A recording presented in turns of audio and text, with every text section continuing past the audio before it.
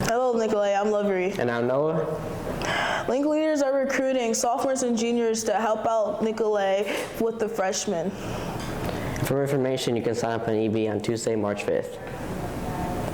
And now we're gonna get an insight on the cast from the Shrek the Musical. Hey now, you're an all-star. Get your game on. Who are you? So I am Maverick, and I'm playing Shrek in Shrek the Musical. I'm Ember, as Rachel said. I'm a senior here at Nicolay High School, and I play Lord Farquaad on stage in Shrek the Musical.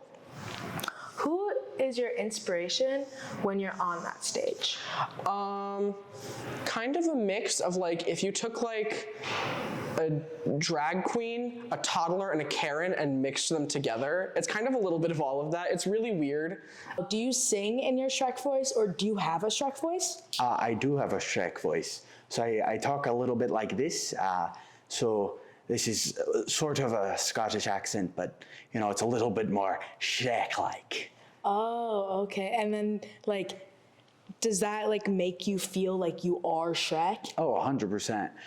Whenever I'm on stage, I'm in the moment, in the scene, and then as soon as I'm off, I forget like everything that I just did. How does your version of Lord Farquaad set Nicolay's production aside from everyone else? There's a lot of screaming. So I would say the screaming itself is pretty distinct, but then you just add a little bit of that flavor and spice and sass and girly popness, and then it just like takes it to kind of a next level. So true. What's that process getting green like? Oh, it's great. So we're actually, today is like the first day we're really going full green. Mm-hmm. So I have green gloves for my hands. Okay. And then I have a full cowl piece that goes down to about here. But then they paint my face green. There's like a hole right where the face is. Okay. And then they just paint that green.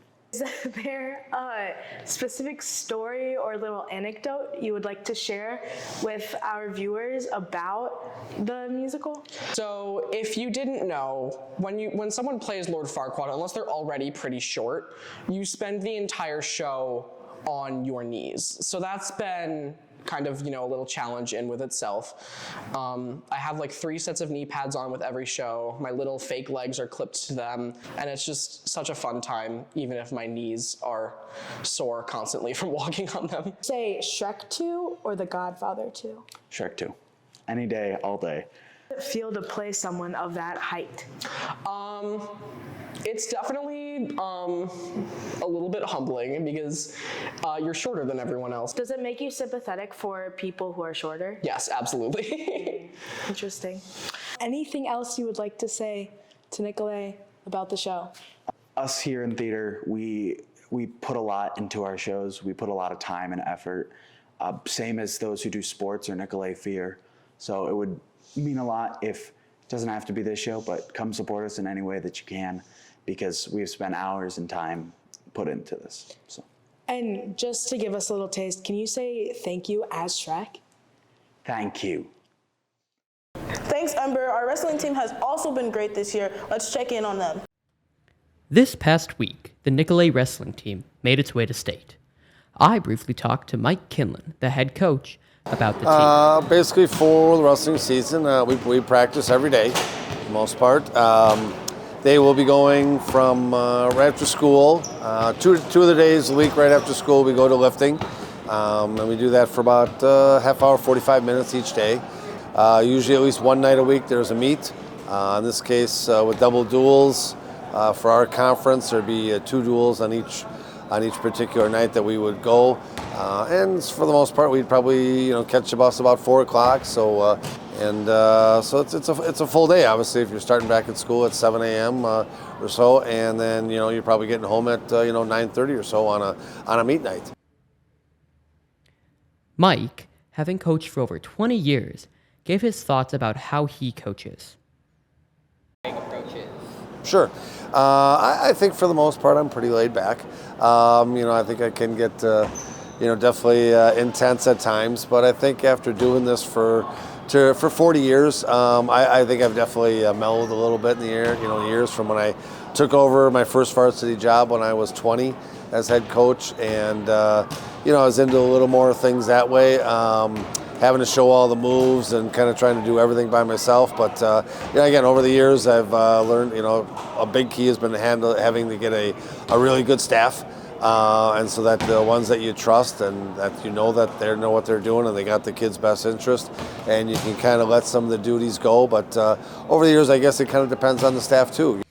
Nutrition is important to all athletes, including the wrestling team. Obviously, with wrestling, there's obviously you have to make a weight class. So making weight and for some of them is a big deal. So and to go, it's really probably one of the toughest sports around as far as having to go one-on-one with somebody for 6 minutes straight. Morale is important to every part of daily life. The wrestling team is no different.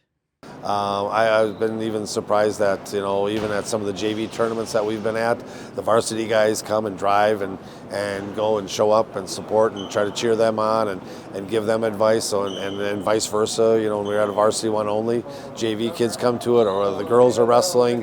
Everybody kind of pulls for each other. The culture is good in the room as well, that everybody tries to help everyone to improve. Great job, wrestlers. Now we're going to hear from Z about his science fair project he worked on.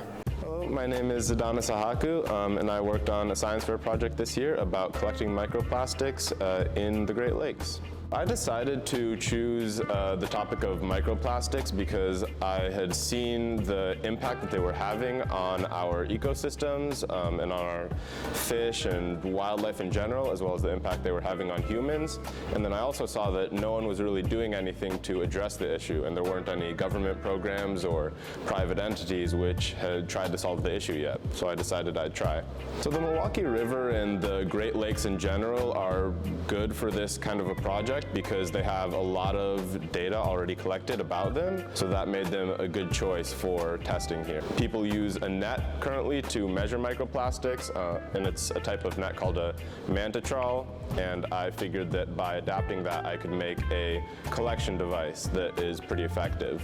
I began kind of creating the project by first creating a 3D design and figuring out how all of the different parts of the final process would fit together, and by doing that I was able to prototype really easily, really quickly, and eventually I 3D printed a lot of the parts on the 3D printers behind me right here and was able to assemble those, use a whole bunch of different materials to put them together and finally test them in the Milwaukee River. So my device is based off of a device called a Mantitrol. A Mantitrol is basically a big net that goes through the water and can collect plankton and other really small aquatic animals.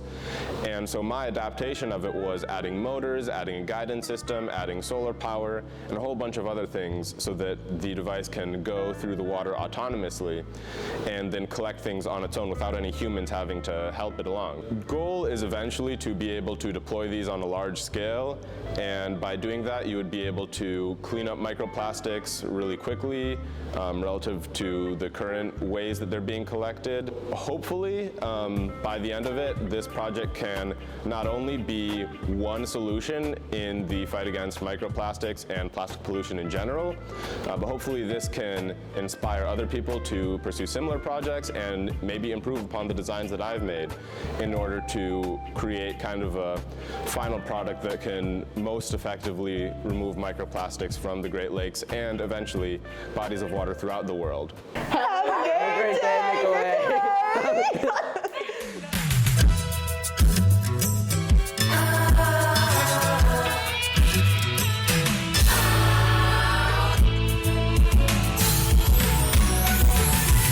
Whatever happened to predictability? The milkman, the paper boy, evening TV. Did I get delivered here? Somebody tell me, please.